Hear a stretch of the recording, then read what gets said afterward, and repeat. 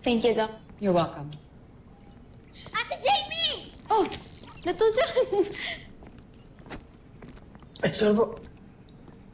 Jenny. Nak. Kumusta ka na? Ha? Okay naman po, Dad. Medyo mabigat lang po yung mata ko, pero okay naman po. Bakit po kayo lahat nandito? Di mo alam nangyari sa'yo?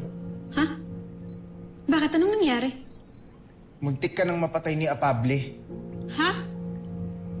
Si Apable?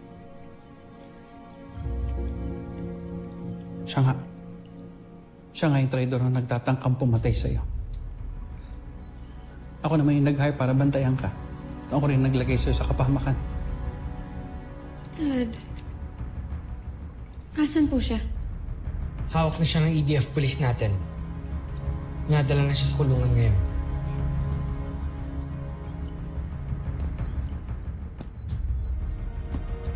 Si Steve at Mark ang nagligtas sa'yo.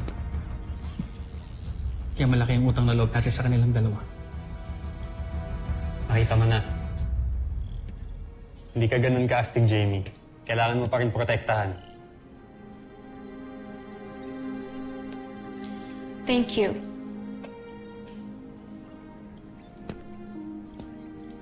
And thank you, Steve. Don't mention it. I'm sure you'll do the same kapag sasama na nangailangan ng tulong. Of course.